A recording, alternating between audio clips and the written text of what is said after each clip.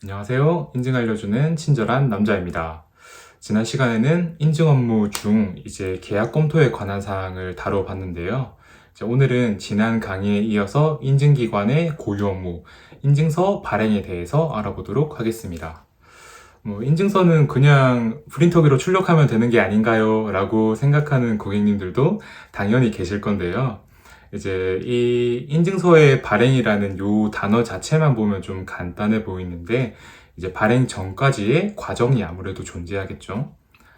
자, 우선 인증기관에는 인증심의위원회라는 게 존재합니다. 그리고 인증결정권자라는 것도 존재합니다. 일종의 인증서를 발행하기 위한 자격사항 같은 것인데요.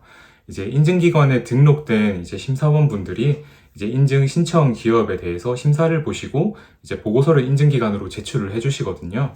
그러면 인증심의위원회에서는 해당 보고서를 심의합니다.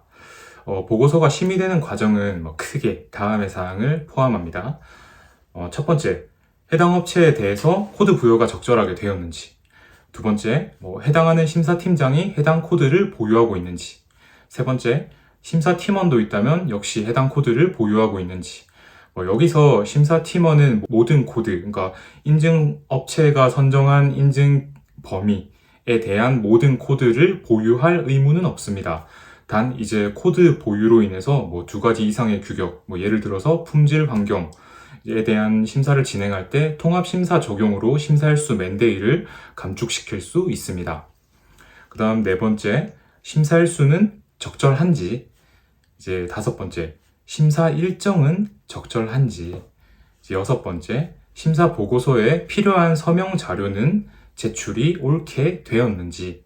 그 다음 심사 보고서에 필수적으로 들어가야 할 사항은 모두 포함되었는지. 마지막으로 심사 보고서의 내용이 적절한지.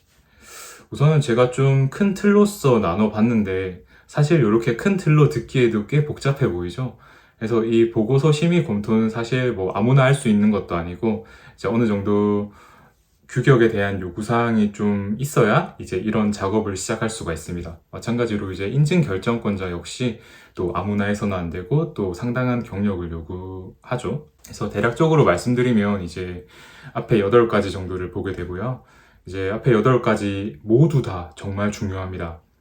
그러니까 하나라도 안 중요한 게 없어요.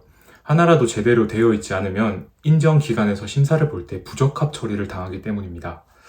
자, 제가 인정기관에서 심사를 볼 때 부적합 처리를 당한다고 표현을 했죠, 방금. 우리 고객님들은 심사원으로부터 심사 중 발견사항에 대해서 안내를 받았을 때 부적합 혹은 권고사항이 발생한다면 어떤 기준에 의해 부적합이 발생되셨나요?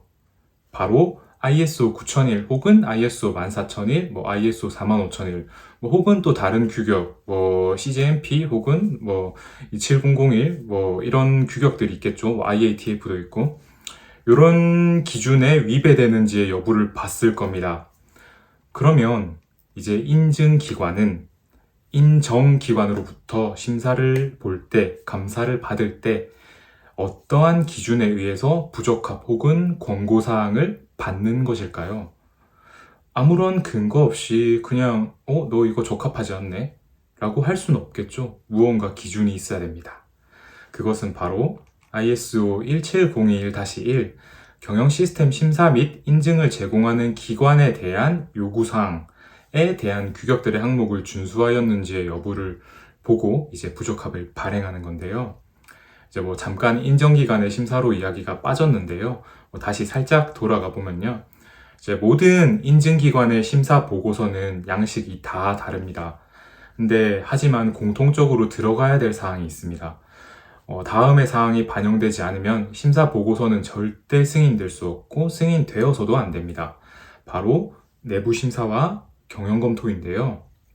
물론 이것 말고도 더 포함되어야 되는 필수 자료들이 있는데요. 제가 왜 내부 심사와 경영 검토 두 가지를 콕 집어서 말씀을 드렸냐면 방금 전 말씀드린 ISO 17021-1 인증기관을 운영하며 지켜야 할 요구사항에 해당 내용이 반영되어 있기 때문입니다. 1701-1에서 9항이 심사와 관련된 항목인데요. 매 심사 주기별 반드시 평가되어야 할 사항들은 모든 인증기관마다 동일하게 평가를 하고 있다는 점, 이 점이 가장 중요한 거죠. 이 점을 알고 계시면 되겠습니다. 이러한 인증심의위원회 활동이 이루어지고 나면 이 심의위원회를 통과한 보고서들이 쌓이게 되고, 이제 이는 인증결정권자가 전체적으로 검토하여 결국 인증서가 발행되게 됩니다. 따라서 인증심사 보고서가 인증기관으로 제출될 경우 인증서가 발행될 수 있는 것이 이러한 앞에 말씀드린 모든 절차들이 이루어지기 때문이죠. 여기서 또 많은 고객들이 궁금해 하십니다. 혹시 ISO 인증도 그러면 불합격이 있나요? 저희가 아직 준비가 조금 미비한 것 같은데. 사실 오늘도 사전 미팅을 하면서 이제 그런 대표님께서 질문을 주시더라고요. 그래서 제가 말씀드린 인증기관의 업무에 대입해서 그러면 한번 이 질문해 주신 내용을 확인해 볼까요? 심사원이 심사를 한 이후에 보고서를 인증기관에 제출을 하면 인증심의위원회에서 해당 보고서를 심의를 하고 이제 인증결정권자가 결정한다고 했죠. 이게 인증기관에 이제 보고서 발행되는 프로세스입니다. 그러면 100%의 보고서가 모두 통과될 수도 있겠지만 일부는 반려가 될 수도 있겠죠. 우리가 어떤 업무를 할 때 100%가 다 실행될 수 있다라는 표현을 웬만하면 잘 안 쓰잖아요. 항상 예외가 존재하기 때문에. 그래서 고객사에 만약에 우리는 2월 19일에 우리가 제조된 제품이 제조가 완료된다고 해도 고객사에는 아마 20일이나 21일에 나갈 수도 있다라고 아마 통보를 드리는 회사가 되게 많을 겁니다. 왜냐면 중간에 장비가 고장나서 생산을 못할 경우에 너네 19일까지 주기로 했잖아. 근데 왜 19일을 못 지켜? 라고 했을 때 우리가 할 말이 없는 거죠. 그래서 우리는 항상 비상시를 생각해두고 약간의 러프함을 두는 건데, 보고서도 마찬가지로 저는 이제 100%가 다 물론 통과가 될 수 있다고 말을 해야 되지만 그래도 100%가 다 통과가 되지 않을 수도 있다고도 당연히 말씀드릴 수 있습니다. 항상 예외가 존재하기 때문이죠. 그러면 인증심의위원회 혹은 인증결정권자의 인증결정에 있어서 반려가 될 수 있는 사항이 무엇이냐를 보면 방금에 대한 질문의 답도 어느 정도 나오겠죠. 정답은 심사원이 제출한 심사 보고서에 무언가 부족한 점이 발견되었다 라는 점입니다. 그러니까 심사원이 제출한 심사 보고서에서 부족한 점이 발견이 되면 이 보고서는 인증심의위원회에서 반려가 될 것입니다. 그렇다면 심사원들이 제출한 심사 결과 보고서가 부족한 케이스는 어떤 게 있을까요? 첫째, 심사원이 기업에서 준비한 내용을 보고서에 제대로 반영을 못한 경우가 있겠죠? 둘째, 기업에서 부족한 내용을 준비해서 심사원이 해당 사항을 그냥 보고서에 있는 그대로 반영을 했을 경우.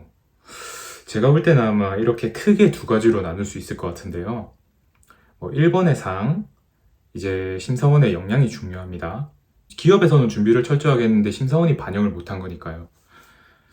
그러면 두 번째의 경우는 어떨까요? 기업의 탓일까요? 저는 그렇게 보진 않습니다.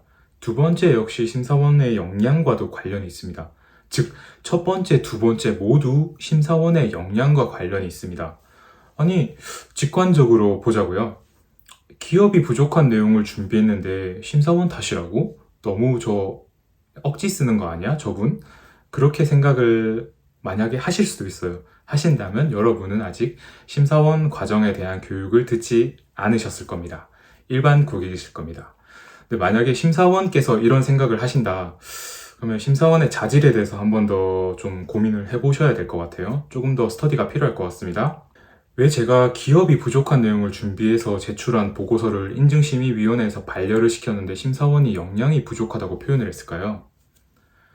여러분, 만약 기업에서 혹은 여러분들이 인증심사를 준비하다가 당연히 부족한 사항이 모를 수 있습니다. 여러분은 전문가가 아니니까요. 근데 종결회의 시간에는 여러분은 부족한 사항에 대해서 심사원이 발견한 발견 사항에 대해서 부적합이든 권고사항이든 안내를 받으셔야 되고 서로의 합의에 따라서 심사 보고서가 작성이 되어야 됩니다. 즉, 부족한 부분이 있다면 그 역시 심사 결과 보고서에 반영되어야 하는 게 맞고요. 심사 결과 보고서에 반영되어야 하는 부적합이라면 시정조치 사항이 포함되어서 제출되어야 됩니다.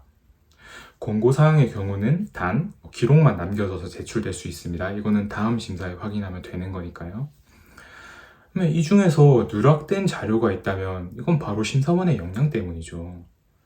즉, 인증심사가 정상적으로 이루어졌고 모든 사항이 정확하게 기록이 되었다면 인증심의위원회에서 반려될 확률은 적다라고 말씀드릴 수 있겠습니다. 인증기관의 실무에 대해서 여러분이 생각하지 못한 방향을 좀 접해보니 어떠신가요? 좀 흥미로우신가요? 다음 시간에는 그러면 이제 인증기관에서는 어떤 업무를 할까? 파트 3를 가지고 오겠습니다. 그럼 오늘도 번창하세요.